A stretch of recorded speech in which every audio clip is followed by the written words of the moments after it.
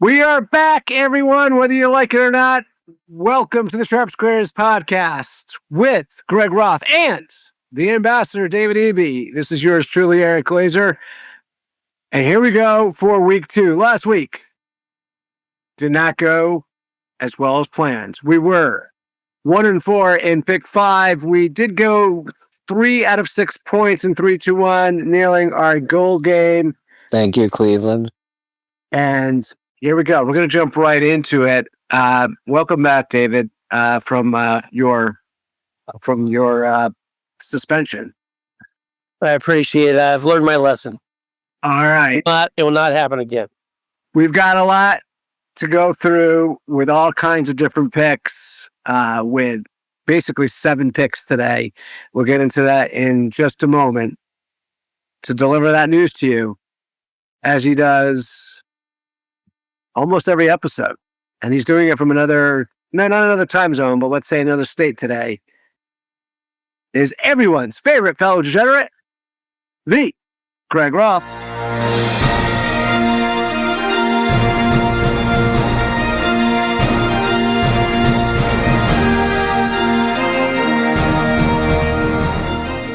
Eric, thank you so much.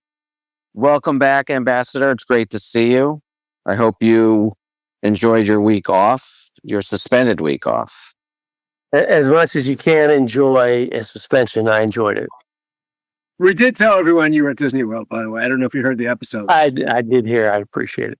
There are 5 medal games. There's also 2 bonus medal games. I'll get to that in a minute. The top rated game, of course, these lines, reminder, Splash Sports, our new Pick 5 pool. These are their lines.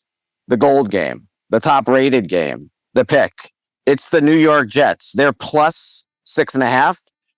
Home dog. They're welcoming the Buffalo Bills to MetLife Stadium. Will Capper, Mackenzie Rivers, Fabian Summer, Chris Raybon, Simon Hunter, Chad Millman, and Marty Herney, a new sharp from the GM Shuffle. I think he replaced Mike Lombardi, or he's one of 2 new sharps that replaced Mike Lombardi on the GM Shuffle. They all picked New York. Nobody picked Buffalo. The silver game, the pick. It's the San Francisco 49ers. They're minus 2.5 in New Orleans to take on the Saints. Rob Pizzola and Adam Chernoff took the 49ers. There was no dissent. I was going to say, Eric, there's only two sharps. There is dissent. Amongst us or from a sharp? There is a dissent. It was Ross Tucker. We'll talk about it in the notes. I don't know why I see the mistake. I see it says no dissent, but there is dissent. So just so you know, Ross Tucker was on the Saints. Do you want to discuss the 49ers at minus 2.5, how they're a silver game with a 2-on-1 matchup in sharps? The line was 4.5. Purdy, as we were doing pre-production for the show, was ruled out. Brock Purdy, of course, the 49ers quarterback. Go ahead. I just think it wasn't even that. Most people, so the lines were coming in. A lot of these guys were making the picks earlier in the week at minus 4.5. The news that Purdy was probably out was already coming into play when our pool lines were set. So the lines that our pools were at, or at least the Splash Sports, went down to minus 2.5. So you could imagine if someone's thinking at minus 4.5 and we're only getting at minus 2.5, we're getting all kind of line adjustment value. So even though this game is silver, you should take it with a grain of salt. But stick around for the handicapping highlights. There's some compelling arguments on why you should stick with that pick. There are 3 bronze games. The top-rated bronze game. It's the Tennessee Titans. They're plus 5.5. They're also a home dog. The LA Rams are in Tennessee to play the Titans. Marco D'Angelo, Ross Tucker, Cleve TA, and Stuckey all picked Tennessee. Nobody picked the Rams. Also bronze. The second-rated bronze game. The pick. It's the New England Patriots. They're plus 1.5. They're in Miami to take on the Dolphins.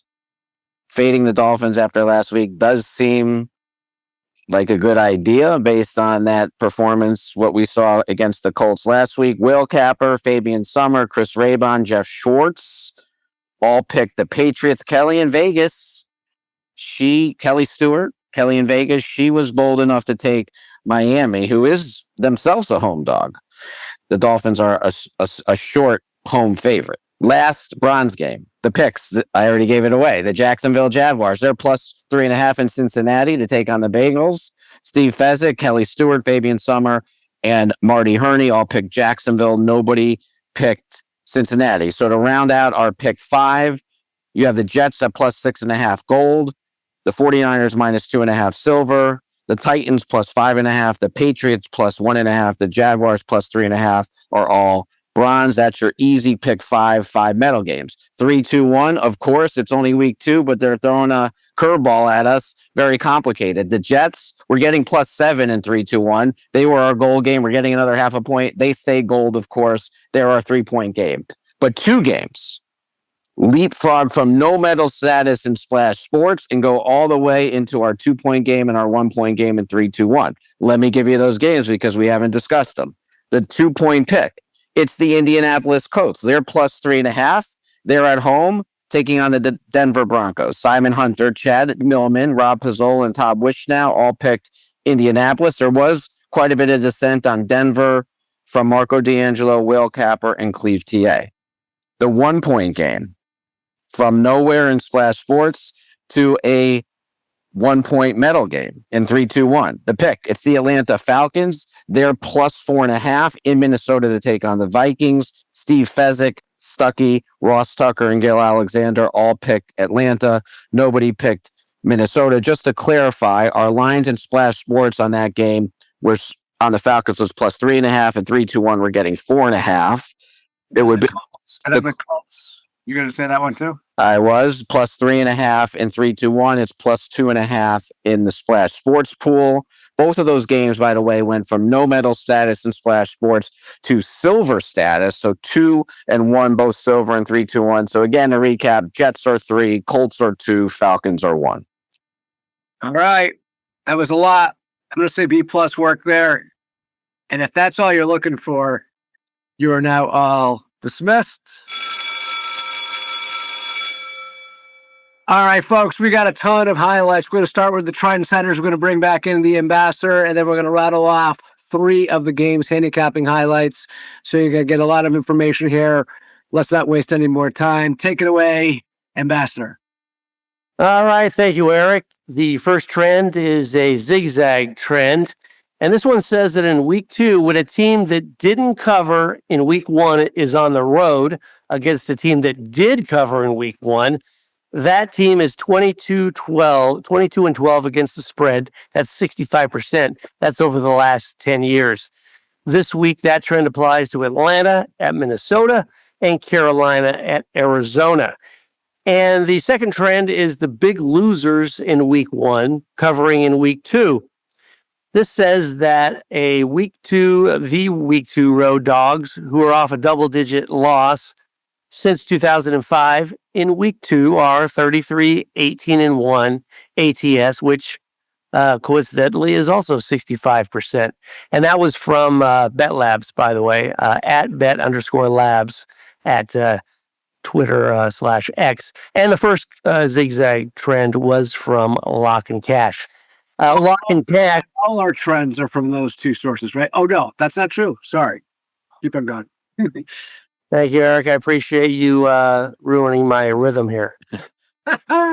Lock and Cash now, speaking of the devil, took it one step further, this big losers in week 1 covering in week 2 trend.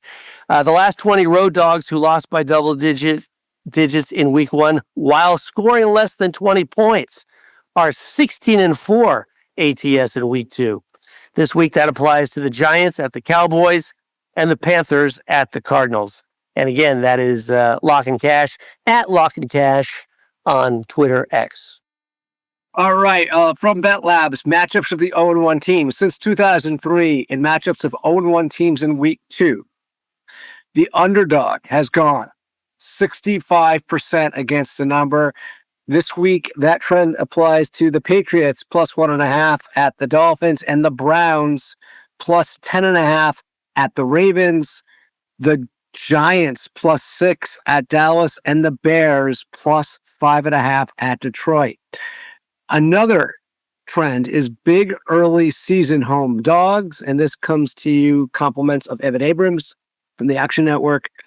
Since 2020, home dogs of +7 or more in weeks 1 through 9 are 79% against the number.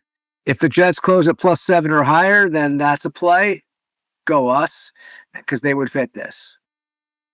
Also from Evan Abrams, the Action Network, it's about the Detroit Lions. They always come roaring back. Since the start of 2023, Detroit is 7-0 straight up and against the spread after a loss. And Jared Goff and Dan Campbell are 19-8 against the spread off a straight up loss, with 10 straight covers dating back to November 2022. This week, they'll try to keep that going against the Bears at home in Detroit, where they are -5.5. All right, the big game for us, the goal game, Bills at the Jets, +6.5 in Splash Sports, +7 in 3-2-1. Here's how we're going to think about things. Divisional home dog, we heard that. Fezzik, Mackenzie Rivers, Drew Dinsick, Rob Pizzola, Raybon, Herney, they all made the Jets a best bet of their top play. Historical angle again, 0-1 dogs versus 1-0 favorites here, 21-11 ATS since 2021. Also, matchups, the Jets defense versus Josh Allen. Rob Pizzola mentions that the Jets heavy defense mirrors what they gave Buffalo problems versus Lamar and Henry last year. He also said that historically, folks, the Jets do really well versus Allen disrupting them. And the view amongst most of our sharps are the Jets defensive line and secondary does create pressure and turnovers, and this is going to bode well to cover that big number. Also, situational context. The Bills inflated after a big win. Jets undervalued after a misleading loss. Fezzik's number has this game at Buffalo -5. Market has agreed as many sharps drove this line in the other directional. We look for a situational bounce back for the Jets. Finally, offense and personnel. Chris Raybon from the Action Network. The Jets' offensive line upgrade. Their rookie tackle graded a #1 in PFF last week for week 1, and the tight end usage is going to be used to exploit the depleted Bills linebackers and safeties. The Jets are expected to score in the mid-20s, and Fields will be more than competent to execute this game plan. Breece Hall and Fields' mobility is going to be a nice added run game threat that's going to cause the Bills problems. Timestamps for this game. Dream preview, 23 minutes, 13 seconds. Even money, 15 minutes, 51 seconds. Forward progress, 35 minutes, 25 seconds. The deep dive, 44 minutes, 55 seconds. Action Network, 12 minutes, 1 second. Moving on to the Saints versus 49ers. This is our silver game. The 49ers are favored by 2.5 points. Starting with Rob Pizzola from Forward Progress and Mayo Media. He made the 49ers his strongest position of the week at -3, Niners -3. He saw the move from -4.5 to -3 on the Purdy and Kittle injuries as an overreaction. He power rated the game closer to San Francisco -4.5, even with the backup quarterback. He emphasized Shanahan's scheme and heavy personnel to mask the quarterback injuries, and the Saints' offensive line issues and weak coaching staff were identified as exploitable. Adam Chernoff talked about the backup quarterback market overreaction as well. He said the market typically over-discounts teams when a quarterback goes down, and Shanahan has historically elevated backup quarterbacks in San Francisco. He also referred to the personnel matchup advantages in this game. Even without Kittle and Jennings, San Francisco can lean on heavy personnel and run game. Arizona ran for 146 yards and 5.2 yards per completion versus New Orleans last week. Saints' weaknesses and quarterback concerns was also a topic of conversation. Saints are missing their key defenders, Julian Blackmon and Chase Young, and Spencer Rattler is 0-8 as a starter. Not good. Forced into heavy passing in week 1 with 42 attempts. Finally, the math. Saints were consensus bottom tier in the NFL, 31 or 32, depending on who you listen to, entering the season. And the 49ers were a sharp pick to win the NFC. Moving the line to San Francisco -3 suggests Purdy and Kittle worth 16 to 17 ranking spots, a massive drop that Adam rejects. And finally, dissents and other voices. Ross Tucker took the Saints at +4.5 as his best bet. and highlighted the underdog value in a low total game where every point matters. Timestamps Dream Preview 23 minutes and 13 seconds, Even Money 17 minutes and 14 seconds, and Forward Progress 55 minutes and 21 seconds. The Titans, they're plus 5.5, a bronze game, hosting the Los Angeles Rams. From Marco D'Angelo, Bet on a podcast, he called it a sandwich game, mostly a fade of the Rams. He thought LA looked unimpressive versus Houston and might be looking ahead to Philadelphia. Expected a close Titans win, predicting 17-16. From the Action Network's Stuckey, he cited the Rams' interior offensive line injuries and Stafford's poor record as a road favorite over a field goal. That would be 4-9 against the spread. He noted the aforementioned week 2 dog trends, which we covered, and the Titans' D-line advantage. From Simon Hunter and Chad Millman, it's their brass balls bet. I like that. Is that new? I don't know. It feels like sometimes we have a lot of brass balls bets in our metal games. He saw the Rams as a public darling and liked the Titans' defensive line led by Jeffrey Simmons to disrupt Stafford. He emphasized value getting more than a field goal at home with Tennessee. From J.P. Acosta, that's CBS's Pushing the Pile, he has a dissenting view. He saw the Titans' offensive line as a liability. They certainly were last week. The offense was disorganized, and the Rams too balanced with Stafford, Nakua, and Adams. He believes the Titans won't keep pace. In summary, the sharp majority backed Tennessee plus 5.5 as a value home dog with strong trench matchup arguments and situational angles. The lone dissent was Acosta, who trusts the Rams' balance and faded Tennessee's shaky offensive line. Timestamps, Pushing the Pile, 1 hour, 3 minutes, 29 seconds. Action Network, early in the show, 6 minutes, 12 seconds. Bet on it, 26 minutes, 30 seconds. All right. Good show. First one, the three of us back together. Next week, it's going to be chaos. Greg and I both traveling, but we'll pull it off somehow. And just remember, regardless of how we do this week, none of us are sharp. But this is your Sharp Squares podcast. Good luck out there.